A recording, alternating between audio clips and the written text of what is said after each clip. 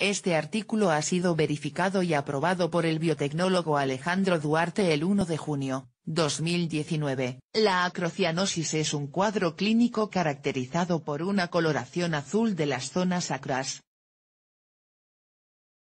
Estas son, principalmente, las manos y los pies.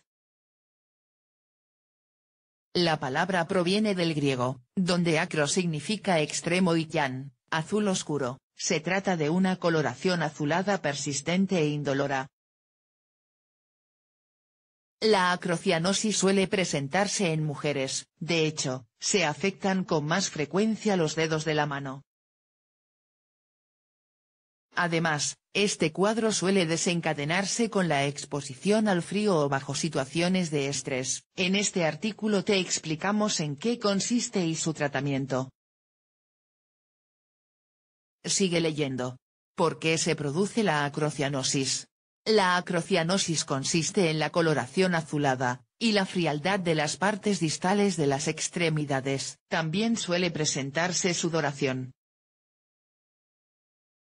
Se debe a un espasmo arterial que, generalmente, se produce por el frío o el estrés emocional. El cuadro clínico se debe a que, al contraerse las arterias, la sangre llega con dificultad a las partes más extremas del cuerpo. Del mismo modo, tampoco llega el oxígeno. Así, los dedos de las manos y los pies tienden a volverse azules y fríos. No se sabe cuáles son los factores etiológicos de la acrocianosis. En estos pacientes, se suelen encontrar alteraciones inmunológicas. En primer lugar, existe una elevación de anticuerpos antinucleares, ANA. Son anticuerpos que se encuentran elevados en enfermedades autoinmunes. También se hallan inmunocomplejos circulantes. La acrocianosis suele darse en mujeres, generalmente alrededor de los 20 años. Sin embargo, a veces aparece en la infancia. También se ha observado con relativa frecuencia en pacientes con esquizofrenia. Por el contrario, esto no se puede considerar un factor etiológico. Del mismo modo, se ha relacionado la acrocianosis con algunos medicamentos, por ejemplo, los betabloqueantes y algunos quimioterápicos. ¿Cuáles son los síntomas? Como hemos mencionado, se trata de un síndrome vascular permanente. La afectación suele ser simétrica. Además, predomina en dedos y manos, y en menor medida, en los pies. Es importante destacar que el frío no es un desencadenante como se podría pensar.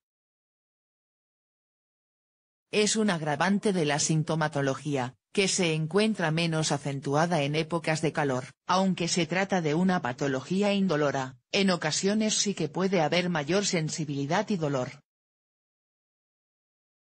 Esto ocurre si la temperatura exterior es muy fría.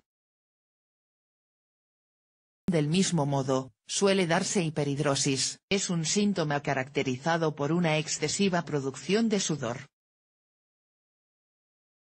Suele darse en las palmas de las manos. Además, aumenta cuando hace calor y bajo estrés emocional. La acrocianosis puede provocar problemas de autoestima en el paciente, principalmente, porque es muy llamativa, pero, además, por dicha hiperhidrosis. A diferencia de lo que sucede en el síndrome de Raynaud, en la acrocianosis la coloración azul persiste, de hecho, no se revierte fácilmente. Tampoco se producen cambios tróficos ni úlceras. Además, en el síndrome de Raynaud el paciente sí presenta dolor. Tipos de acrocianosis se clasifica en dos tipos. Primaria, es más común entre los 20 y 30 años. Rara vez ocurre tras la menopausia. Este hecho sugiere una influencia hormonal en la patología. Secundaria, es una forma que se asocia con ayuno y anorexia nerviosa. También se ha observado en neoplasias, enfermedades como la sífilis, etc. Incluso, con la administración de ciertos medicamentos, como algunos antidepresivos. Tratamiento: no existe ningún tratamiento específico y efectivo para esta patología. Sin embargo, se recomienda evitar la exposición a temperaturas frías. Del mismo modo, se aconseja reducir al máximo las situaciones de estrés. En ocasiones se emplean medicamentos para dilatar las arterias, como los bloqueadores de los canales de calcio. El problema es que su eficacia no está demostrada. En conclusión, es muy importante explicarle al paciente que no es una patología grave. También es necesario que entienda que es un síndrome permanente, y que ciertas situaciones pueden agravarlo. Si entiende bien el mecanismo por el que se produce, sabrá cómo manejar mejor la situación.